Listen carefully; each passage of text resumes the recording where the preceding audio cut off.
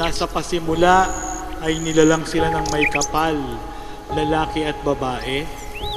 At sinabi, dahil dito iiwan ng lalaki ang kanyang ama't ina at magsasama sila ng kanyang asawa at sila ay magiging isa.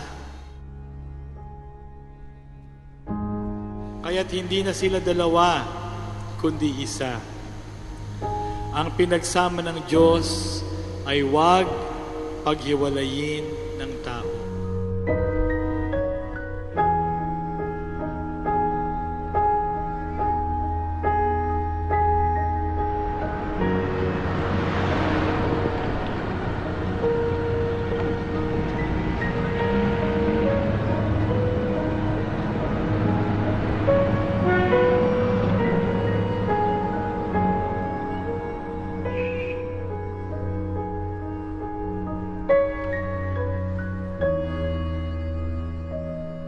At tayo pong mga kapatid na nandito ngayon, tayo po ay mga saksi, witnesses sa sumpaan na gagawin nila Benji at Mary Ann.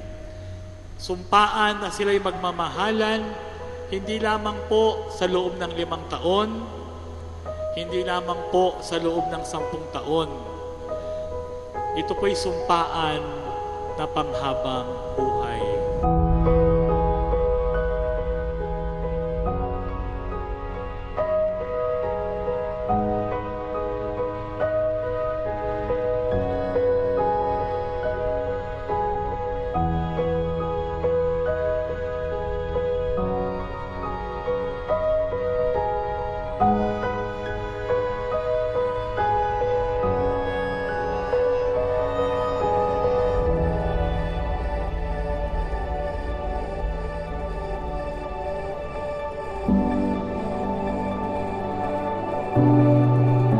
Mary Ann, bukal ba sa iyong loob ang iyong pagparito upang makaisang dibdib si Benji na iyong pakamamahalin at paglilingkuran habang buhay? Opo, Father.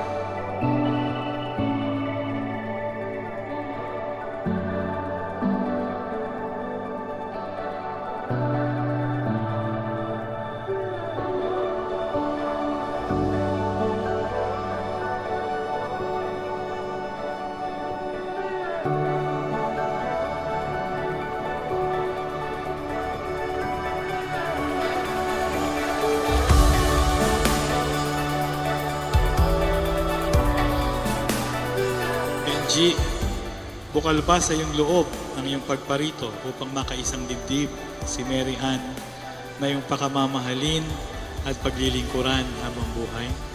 Opo, Father.